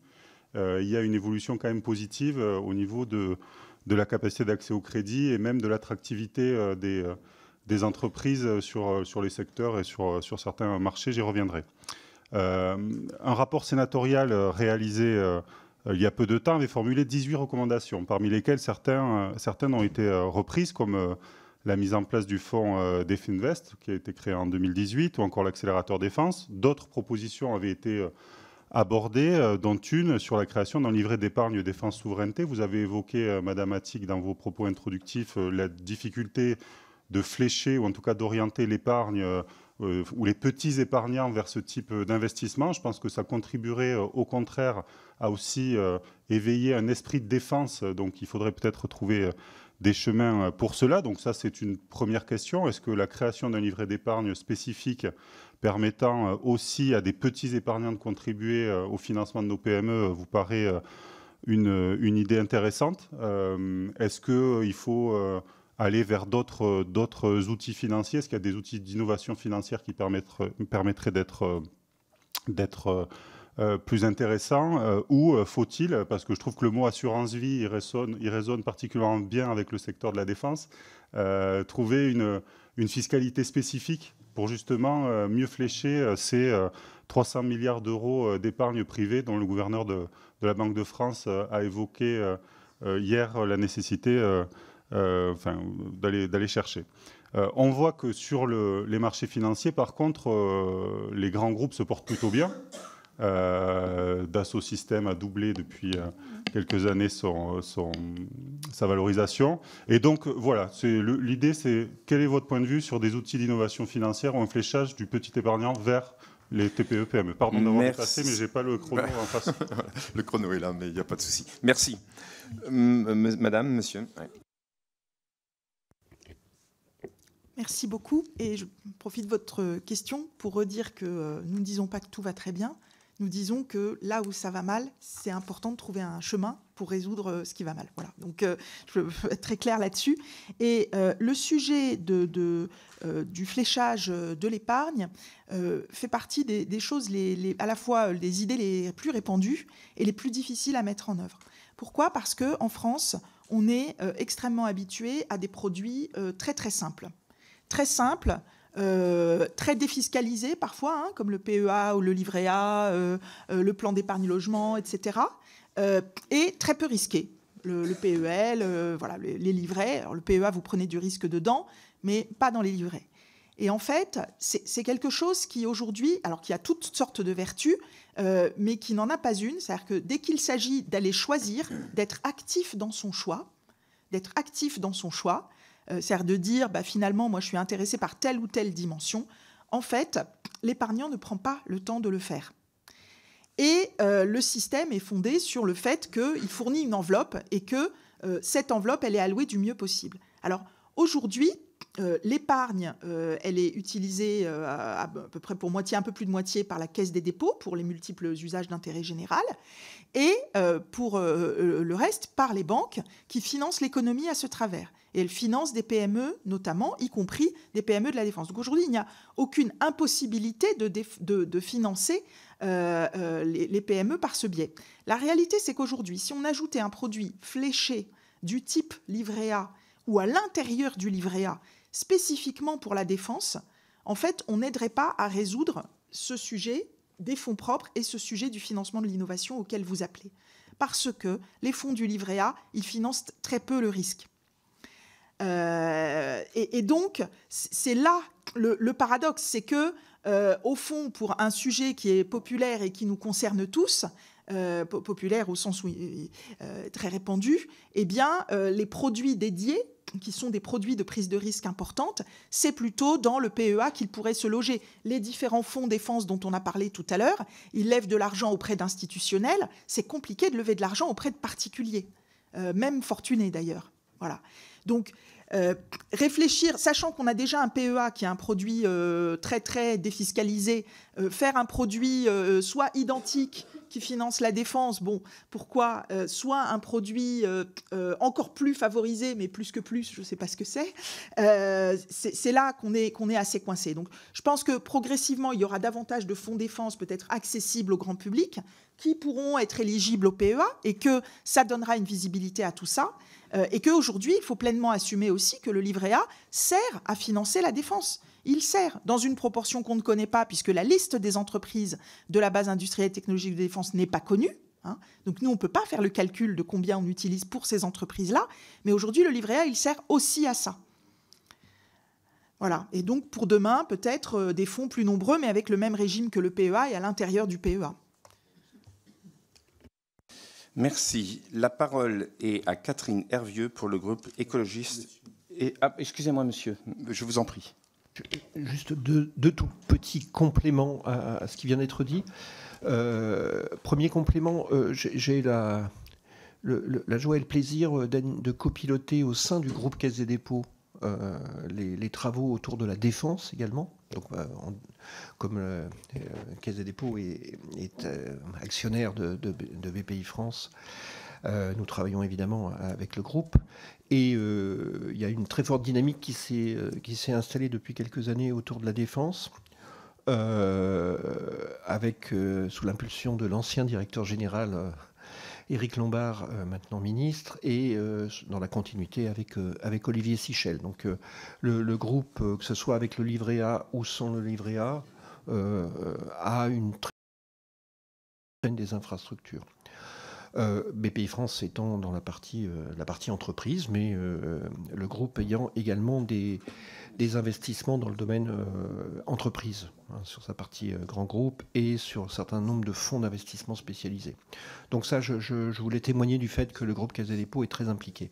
Deuxième point, on a déployé depuis quelques années côté BPI France un outil qui montre que l'on peut, alors qui est beaucoup plus générique que que la défense, mais qu'on peut attirer dans la partie fonds propres du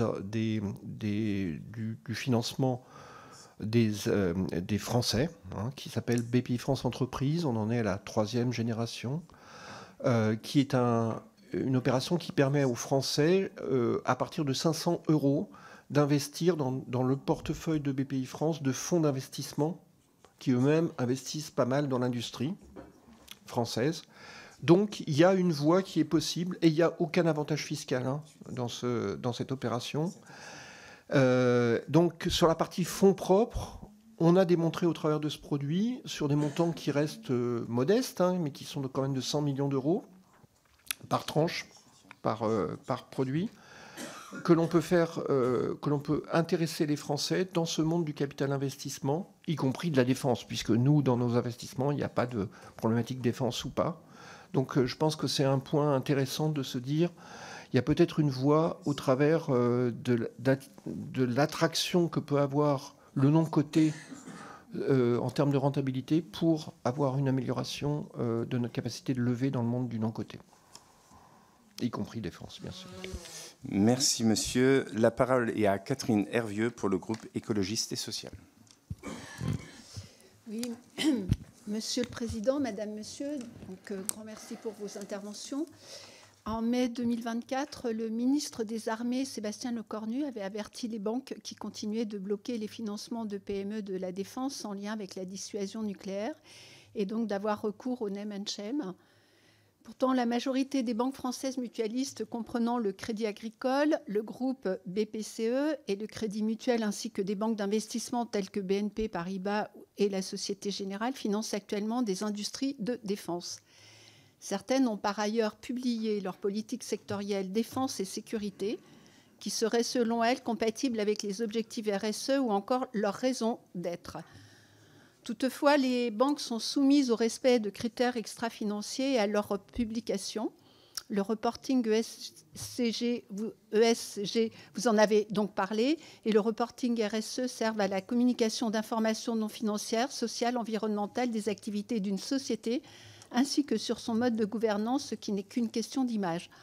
Ma question, c'est quel regard apportez-vous à l'intégration de la finance verte pour la BITD ? Pour préciser aussi que le groupe écologiste était opposé à la proposition de loi visant à faire financer les entreprises françaises de la défense via l'encours des livrets A et de développement durable et solidaire, votée au Sénat en mars 2024.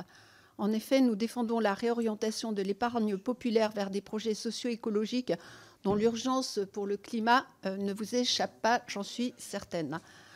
Enfin, nous sommes également favorables au maintien d'un contrôle public sur la BITD, d'où mon autre question. Comment conciliez-vous investissement public et privé pour la BITD ? Et je vous remercie pour vos réponses. Merci. La parole est à vous.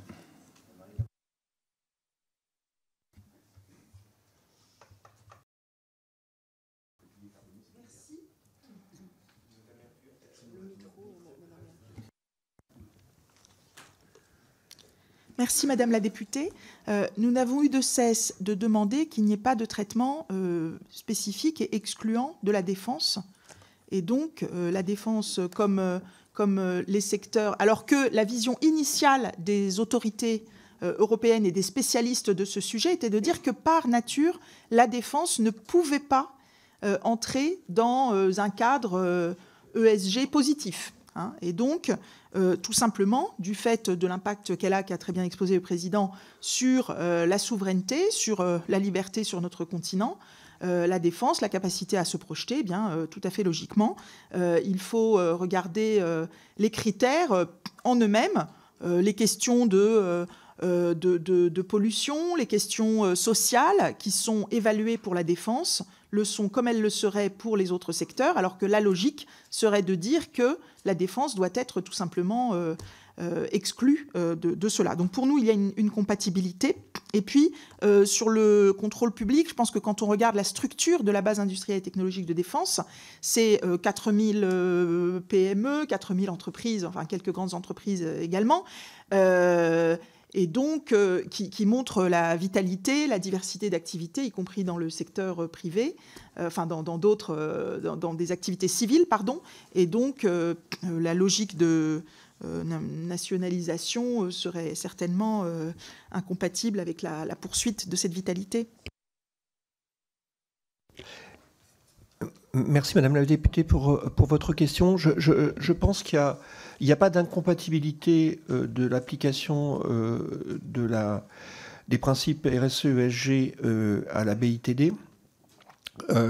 Et notamment, je pense, puisqu'on parle d'industrie, notre vision à BPI France, c'est que un plan de réindustrialisation de la France auquel nous sommes très attachés ne peut pas se faire sans un plan climat. C'est-à-dire qu'en fait, la réindustrialisation passe par l'innovation et le verdissement.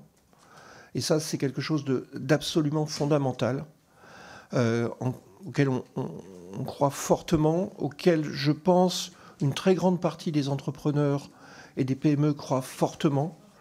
Preuve en est le fait que depuis quelques semestres, dans nos enquêtes de conjoncture, on voit le fait que côté industriel, il y a eu des baisses de volonté d'investissement suite, je dirais, au ralentissement des commandes, pour être très clair. Néanmoins, l'investissement jusqu'à très récemment dans la partie décarbonation est resté très stable.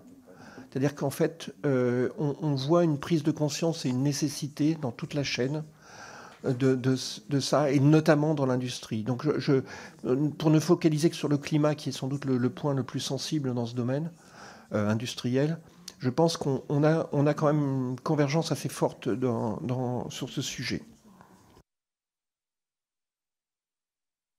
Merci. En complément des propos qui ont été dits tout à l'heure pour les critères ESG, pendant la loi de programmation militaire, nous avions voté le fait de mettre en valeur l'engagement de nos réservistes dans les entreprises, dans les critères ESG. C'est simplement pour vous dire à quel point aussi la défense peut être mise en valeur à travers les critères ESG, et je crois que c'est cela parfois qui est mal compris par certains. La parole est à Fabien Lenné pour le groupe Les Démocrates. Merci, Monsieur le Président, Madame la directrice française de la Fédération bancaire française et Monsieur le directeur de BPI France. Merci pour vos interventions. Et on se rend compte qu'en pleine période d'investiture de Donald Trump comme 47e président des États-Unis, il est intéressant de comparer les différences de culture entre les pays européens et les États-Unis dans leur vision de la chose militaire. Alors que les États-Unis considèrent que leur armée comme un acteur central dans la défense de la liberté et des droits démocratiques à travers le monde, les pays européens ont longtemps perçu la défense comme une simple variable d'ajustement budgétaire favorisant d'autres priorités. Donc c'est un vrai sujet. Et on voit bien à la nature de vos propos qu'on a encore un peu d'une forme d'eau tiède. Or, on a bien entendu que BPI France jouait les jeux, parce que vous avez doublé, si on a bien compris, vos financements sur la BITD récemment.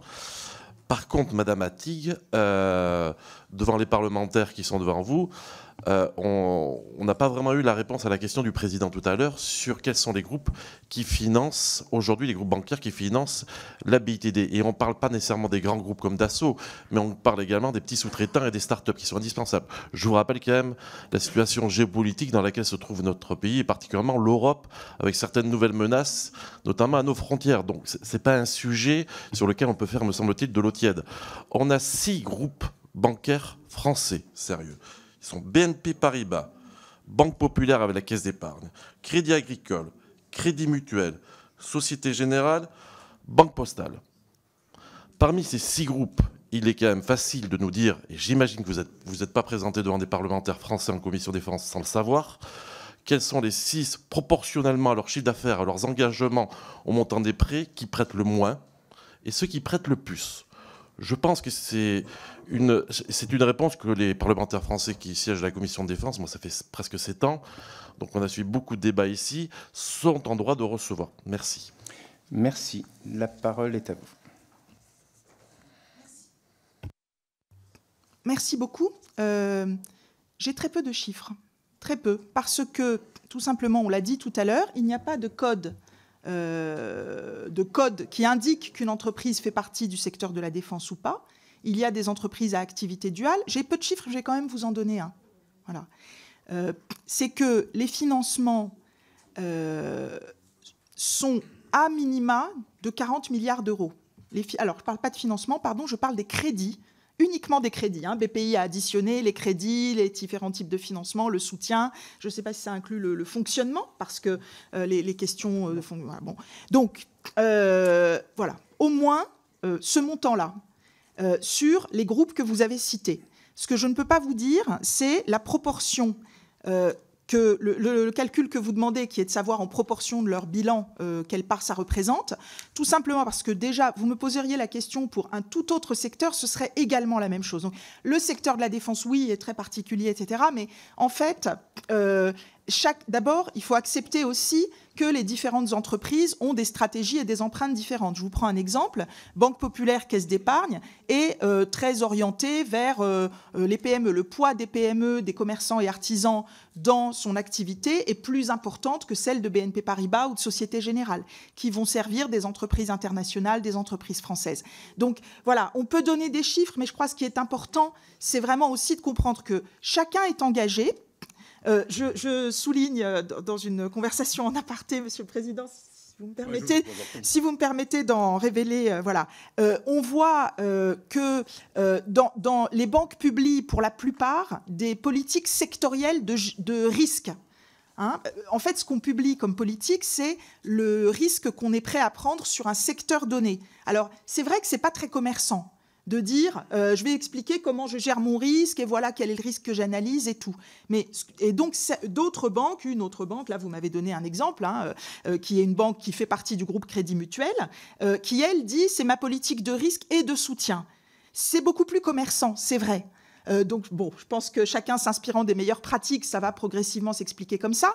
Mais ce que je peux vous dire, c'est que ces 40 milliards, ils sont répartis entre toutes ces banques. Le chiffre est peut-être beaucoup plus élevé parce que on a pris vraiment la version minimale de chacun et ça peut être beaucoup plus. Je précise, pardon, ces 40 milliards sur la totalité des prêts aux entreprises qui sont d'environ 1300 milliards, c'est une proportion supérieure au poids de la BITD dans l'ensemble des entreprises. On est à quasiment 3% des prêts, alors que la défense, c'est à peu près 2% de l'économie. Donc voilà, si ces deux indications, qui ne sont pas individuelles mais collectives, peuvent déjà apporter une première réponse.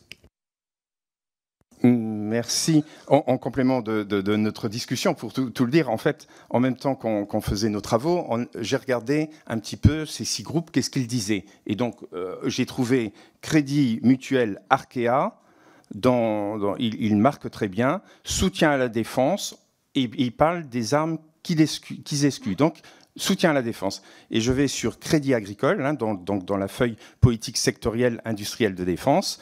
Je lis bien. Et là, il n'y a que vigilance, évaluation des risques et des exclusions.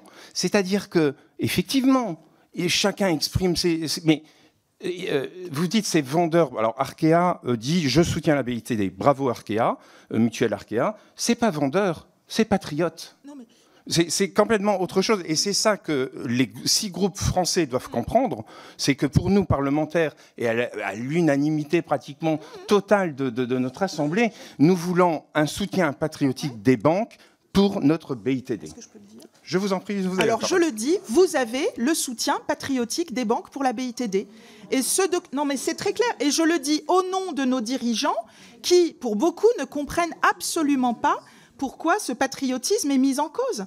Ils ne comprennent pas. Jean-Laurent Bonnafé, Philippe Brassac, Daniel Baal, Stéphane Dédéian, Nicolas Namias... Et bien qu'il écrive noir sur blanc, la parole... s'expriment par ce biais et soutiennent la BITD. Voilà. Très bien, qu'il écrive noir sur blanc, ça nous rassurera. La parole est à Al Lehenanff pour le groupe Horizon et Indépendants. Merci, Monsieur le Président. Ça nous fait peut-être un beau projet commun d'évolution législative, je pense. Merci à tous les deux pour vos interventions, et notamment Madame Attig, pour votre exposé, puisqu'en fait, vous avez été très franche dès le débarrage. Ce qui fait qu'on est rentré directement dans le vif du sujet et nous a évité la langue de bois. Moi, ça me convient bien. Je vous remercie beaucoup. Les banques privées, y compris sur les sujets de financement de la défense, utilisent des outils classiques d'analyse des dossiers, et je dirais principalement 2. C'est la mesure de niveau de risque du projet que vous accompagnez, et deuxièmement, l'atteinte d'un niveau optimum de rentabilité financière. Voilà. Alors, vous avez parlé dans votre exposé à un moment de souveraineté financière. C'est très intéressant, je n'avais jamais entendu ce terme jusqu'alors.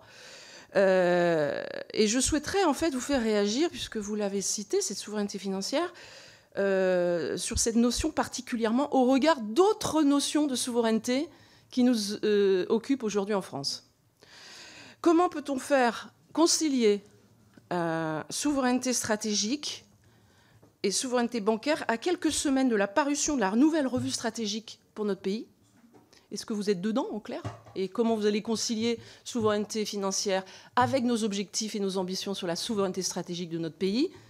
Et après les propos du président de la République à Cesson-Sévigné devant les armées il y a quelques heures, où il a parlé de coopération nécessaire, industrielle, avec les pays européens. En clair, il faut investir plus pour l'Europe. Et après le discours de Donald Trump, on peut comprendre pourquoi. Et potentiellement, du coup, des financements. Comment vous voyez ces choses? Et en fait, aussi, deuxième question, vous avez également indiqué que la France et les autres pays européens n'étaient pas alignés sur cette notion de souveraineté bancaire. Ça m'intéresse aussi beaucoup, évidemment. Ne peut-on pas plutôt dire que nous sommes isolés? Merci beaucoup, chers collègues. La parole est à vous, madame, monsieur.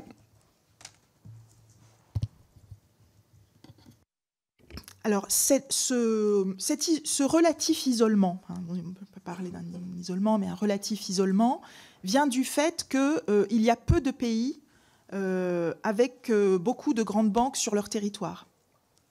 Et peu de pays dans lesquels le financement de l'économie est fait à 90% par des banques du pays, plus de 90%. Là, les 6 principaux groupes dont j'ai parlé, qui financent tous la défense, mais aussi d'autres secteurs qui ont une activité assez variée pour financer de nombreux secteurs, eh bien, dans d'autres pays, vous allez avoir 1 ou 2 grandes banques, 2 grand maximum, en Allemagne, ailleurs. Et vous avez une myriade de banques beaucoup plus petites, plus sélectives, qui choisissent leurs clients dans leur canton, dans leur territoire, ou sur des spécialités. J'étais hier en Espagne, il y a une banque des pharmaciens, il y a une banque des architectes, voilà, des banques affinitaires. Bon. Et donc, l'idée qu'il est bon d'avoir des établissements bancaires de large taille et performants également à l'international pour pouvoir accompagner à l'export, c'est une idée partagée par très peu de pays. On doit avoir 3, 4, 5 pays. Et dans ces pays-là, quand il y a eu des traumatismes liés à la crise financière, comme en Italie, comme en Espagne, comme aux Pays-Bas, eh bien, ces pays-là se disent « Non, mais il vaut mieux que nos banques soient petites, voire toutes petites ».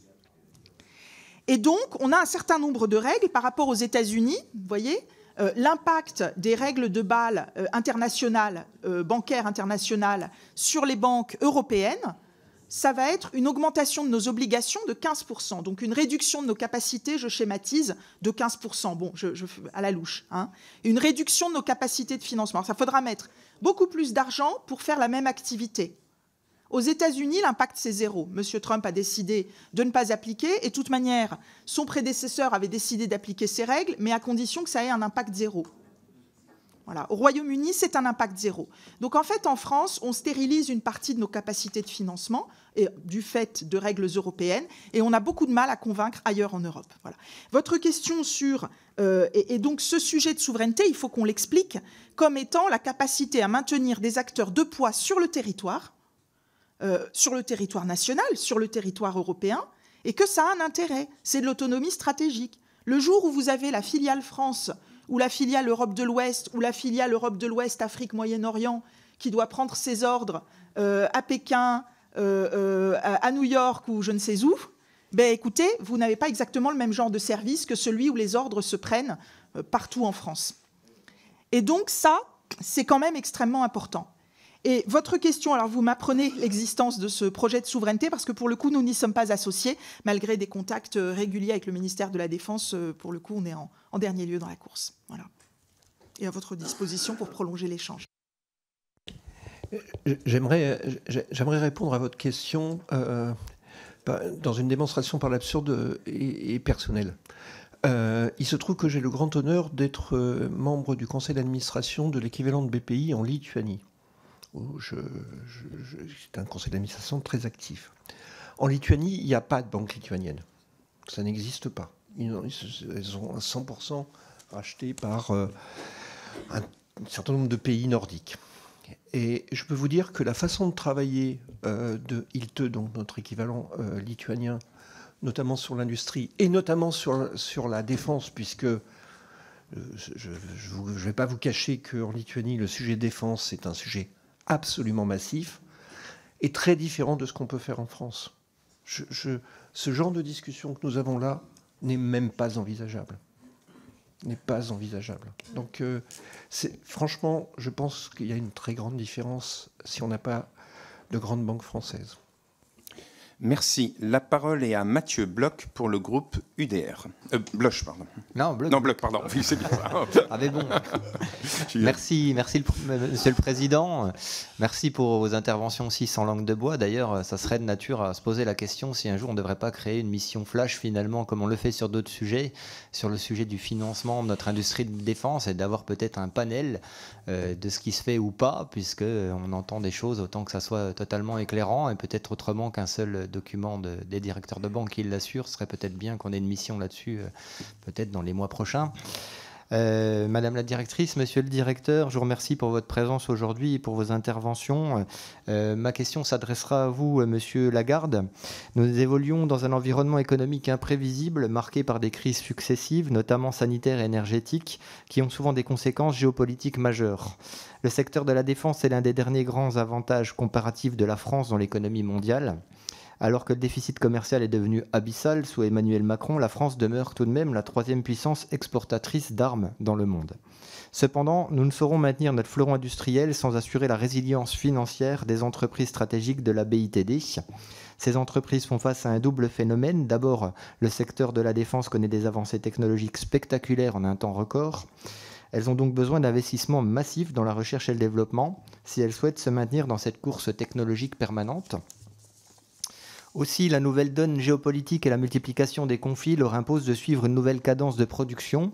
Les entreprises de la BITD, dont plus de 75% sont des PME, doivent impérativement répondre à ce nouveau rythme frénétique, puisque nos intérêts vitaux sont en jeu. Or, elles peuvent faire face à un véritable assèchement des liquidités du fait d'une grande réticence des investisseurs privés vis-à-vis du secteur de la défense. Aussi, compte tenu de cette pénurie d'investissements privés, nous faisons face à un risque d'une dépendance croissante à des capitaux étrangers et parfois même extra-européens. Mes questions sont les suivantes. Quel mécanisme la BPI France met-elle en place afin d'assurer la résilience financière des entreprises de la BITD, particulièrement les PME, dans ce contexte de course technologique inédit ? Aussi, quelles sont les actions mises en place pour éviter le risque d'une trop grande affluence de capitaux étrangers dans notre secteur qui pourrait compromettre notre autonomie stratégique ? Merci. Il y a une partie de votre question à laquelle j'ai déjà répondu, mais je vais rentrer un tout petit peu dans un ensemble de détails. D'abord, comme je l'ai dit, on travaille vraiment la main dans la main avec la DGA pour justement ce sujet, hein, qui est double, comme je l'ai dit au début de mon intervention, et je suis 1000 fois d'accord avec vous. Il y a le sujet de la stabilité financière des entreprises classiques et le sujet de l'innovation, qui sont deux sujets parallèles et aussi importants l'un que l'autre, me semble-t-il. Et puis il y a un troisième sujet qui est le sujet d'investissement et d'investissement financier et intellectuel pour l'augmentation des cadences. Donc ça, c'est ces trois sujets qui font que on a résumé la difficulté de cette BITD. Nous, on utilise à fond tous nos instruments existants pour faire ça. On a également des fonds spécialisés d'investissement pour essayer d'entraîner le marché privé du financement en capital dans ce secteur. Donc on joue un rôle de leverage en fait là-dessus, en se positionnant aussi un peu comme spécialiste. On a une équipe spécialisée dans le domaine et nos liens privilégiés avec le ministère des Armées permet, je dirais, de rendre plus, de donner de la confiance aux investisseurs qui co-investissent avec nous. Nous travaillons sur différents sujets actuellement avec le ministère des Armées pour essayer de restabiliser tout ça. Donc on est en train d'avoir plusieurs idées et plusieurs projets qui sont en cours mais non décidés malheureusement Bien évidemment, il y a des impacts financiers qui sont dans les difficultés budgétaires qu'on connaît dans l'État actuellement importantes, donc il y a des priorités à trouver.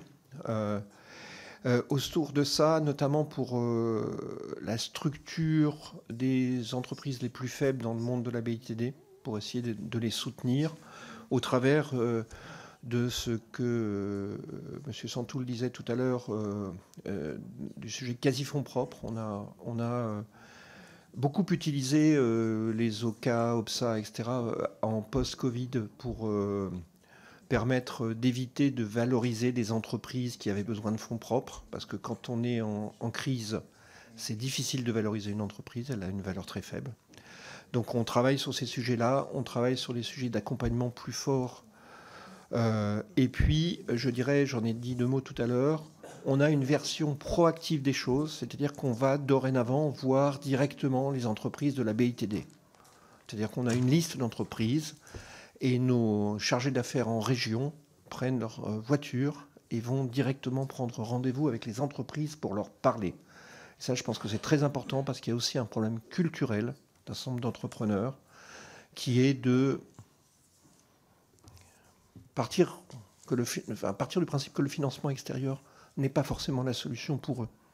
Et donc, peut-être qu'ils ont raison, peut-être qu'ils ont tort, mais en tout cas, il faut essayer de leur passer le message qu'il y a des solutions. Voilà, donc il y a un peu tout ça en même temps. Merci. La parole. Alors, nous avons fini donc les orateurs de groupe et nous allons passer la parole à des collègues qui veulent poser des questions. Donc, je vais commencer par une première salve de 3 et une deuxième de 2. Et nous commençons donc par Franck Giletti pour le groupe, enfin, pour lui-même. Et pour mon groupe aussi, et pour nous tous d'ailleurs, pour tous les commissaires, parce que j'espère que ça va intéresser les commissaires, parce que je n'ai pas entendu évoquer ce sujet ce matin. Moi, je voudrais revenir sur le financement de la BITD des différents pays qui composent l'Union européenne. Et notamment, j'aimerais revenir sur ce que le président de la République l'a affirmé dans ses vœux aux armées. Il faut, selon lui, mettre en place une préférence européenne en matière d'armement. Alors ça, nous voulons bien le croire, mais nous constatons que son ancien fondé de pouvoir à Bruxelles, l'ex-commissaire Thierry Breton, en charge notamment des questions de défense, défenseur de la souveraineté européenne, de la production, qui signifiait il n'y a pas longtemps encore la fin de la naïveté de l'Union européenne, eh ben, rejoint une banque comme lobbyiste, une banque américaine, et puis on va faire du name and shame aussi, la Bank of America. Et Bank of America, pour la petite histoire, pour celui qui était le pourfendeur d'Elon Musk, c'est la banque qui a le plus subventionné, qui a le plus financé, Elon Musk. Donc je rappelle que M. Breton était notamment en charge du programme EDIP, censé conférer à l'Europe une autonomie stratégique face aux États-Unis. Donc dans ce contexte, j'aimerais avoir votre regard sur l'activité et l'ingérence des banques américaines au sein de l'Union européenne. Quel est leur rôle dans le financement du marché de l'armement sur notre continent? Et leur activité ne contredit-elle pas, selon vous, la prétendue autonomie européenne et la préférence européenne en matière d'armement? Je vous remercie. La parole est à Pascal Jemft. Oui, merci Monsieur le Président. Madame Attig, Monsieur Lagarde, déjà merci d'être parmi nous aujourd'hui.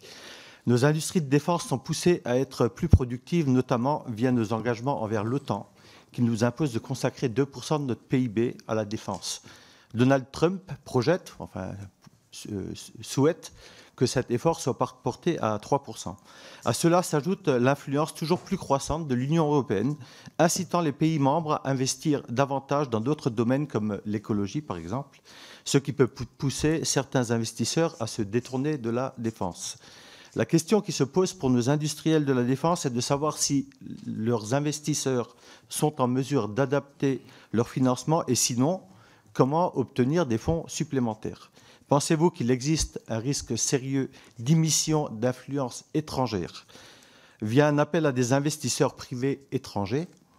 Car nous le savons, les banques, et ça a été dit et redit plusieurs fois ce matin, peuvent se montrer réticentes à l'idée de financer une industrie d'armement, d'autant plus que d'autres secteurs réclament également des investissements importants. Je vous remercie. La parole est à Bernard Schex. Merci, Monsieur le Président. Madame la directrice, Monsieur le directeur, depuis 2017, plus de 25 milliards $ en capitaux privés ont été mobilisés dans le secteur de la défense aux États-Unis. En France, on ne compte que 2 fonds d'investissement qui ont fait le choix d'investir dans la BITD. Il s'agit de R&D de Winberg Capital et de Tikeo Capital. Malgré cet engagement, nos entreprises restent sous-financées et il est difficile d'estimer le montant des capitaux mobilisés, mais il se compte probablement en centaines de millions d'euros, voire quelques milliards au maximum. À l'heure du grand réarmement du monde et de la course technologique à laquelle le secteur fait face, ces montants paraissent modestes, voire très modestes, et ce contraste avec les États-Unis est inquiétant. Selon vous, quels sont les principaux obstacles dissuadant les investisseurs privés de s'engager dans le secteur et comment y remédier ? Comment la Fédération bancaire française envisage de mieux sensibiliser ses acteurs au caractère stratégique, patriotique pour notre souveraineté nationale ? Merci. Merci. Madame, Monsieur, si vous voulez répondre à ces questions.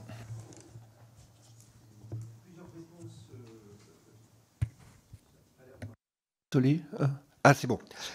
Plusieurs réponses. D'abord, très rapidement, je pense que sur l'ingérence étrangère dans le domaine de la BITD, je rappelle que l'intégralité de la BITD est soumise à la réglementation IEF, qui sont les investissements étrangers en France, et notamment le secteur de la défense est très très surveillé sur ce domaine. Alors, la BPI France n'en fait pas partie, mais nous sommes associés évidemment sur ce sujet et interrogés.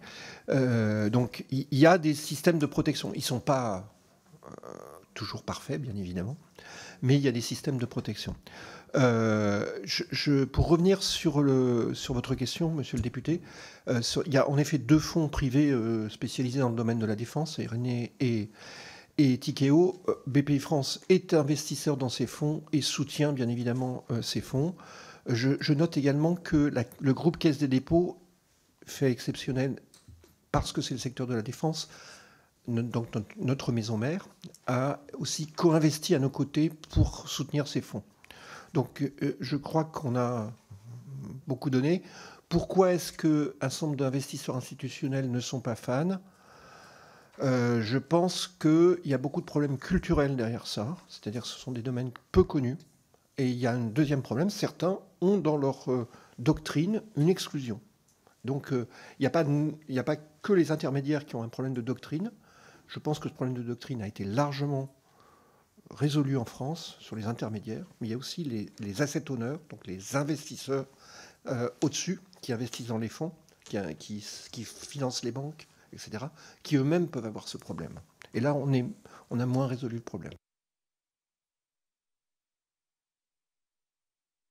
Merci. La parole est à Thibault Monnier. Merci, Monsieur le Président, Madame la Directrice, Monsieur le Directeur. La BITD en France est déterminante pour la souveraineté nationale et son financement présente plusieurs défis pour notre autonomie stratégique. La BITD dépend notamment de contrats étatiques, ce qui peut engendrer une vulnérabilité face aux changements politiques.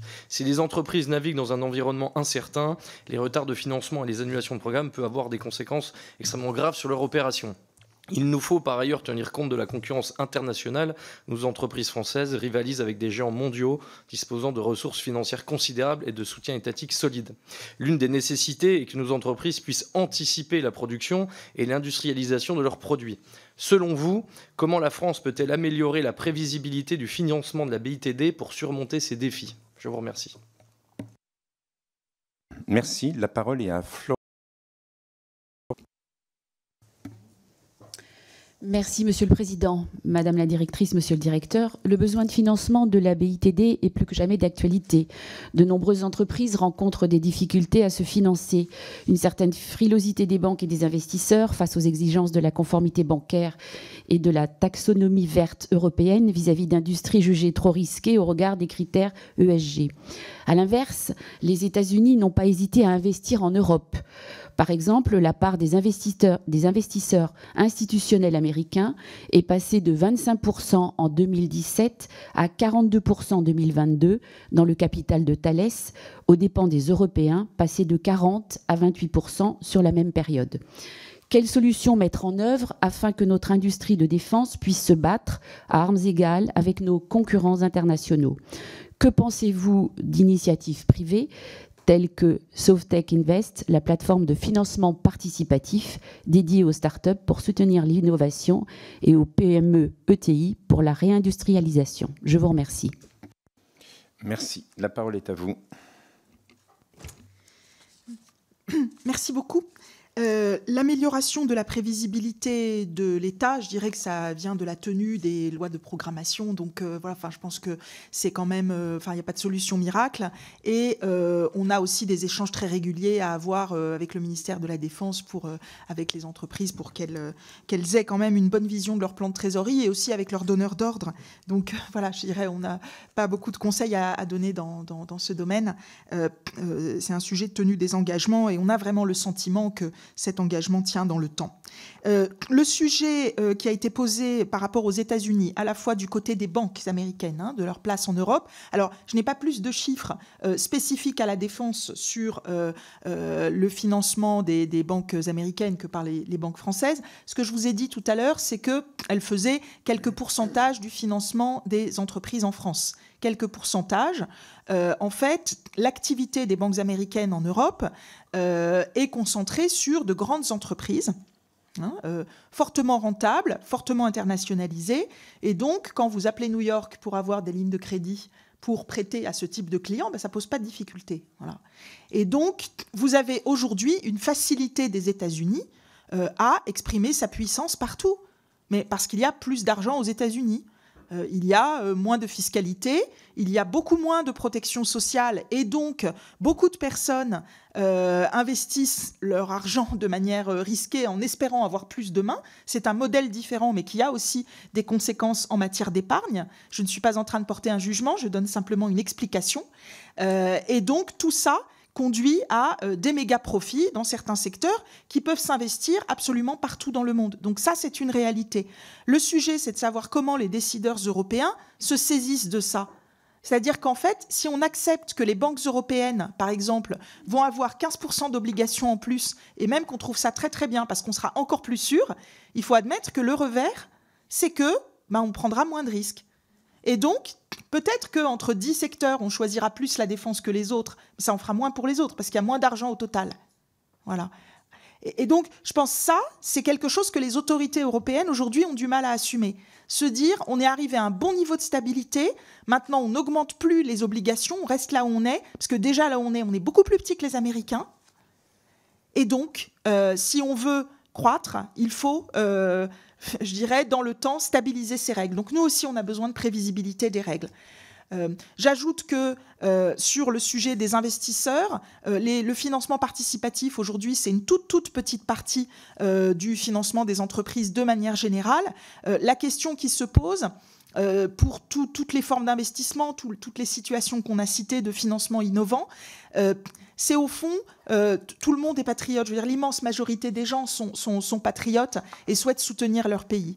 Jusqu'à quel point, quand il s'agit de l'exprimer par son portefeuille, autrement dit par ses choix de placement, à quel moment ça se matérialise, sachant que ce sont des placements qui, comme dans toute entreprise, je le dirais aussi pour une autre entreprise, sont des placements à risque, et que en fait, ça peut aussi être des placements cycliques. Alors aujourd'hui, effectivement, c'est une industrie qui a des perspectives d'activité nombreuses.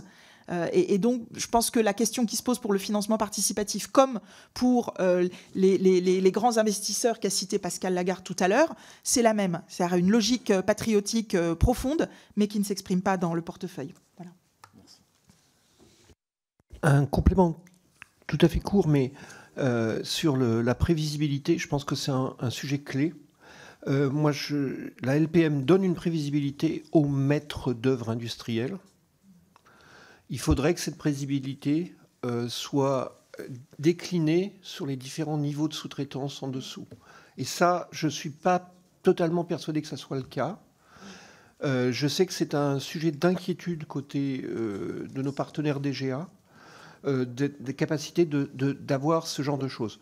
BPI-France est prêt à travailler avec ses grands partenaires de MOU industriels dans le cadre de la dématérialisation des factures pour anticiper en crédit court terme les commandes de ces grands maîtres d'œuvre industriels. Donc ça, on sait le faire, on le fait déjà dans d'autres parties de l'industrie et on est prêt à le faire, mais ça demande un certain niveau d'intégration de ces factures et de cette capacité à automatiser en fait quelque part le crédit court terme.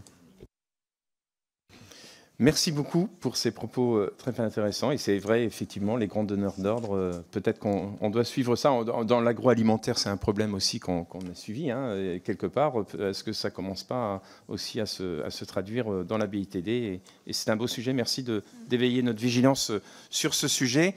Merci en tout cas, madame, merci monsieur pour vos réponses. Vous avez joué le jeu. Merci mes chers collègues pour votre présence. Et nous nous retrouvons tout à l'heure pour notre prochaine audition.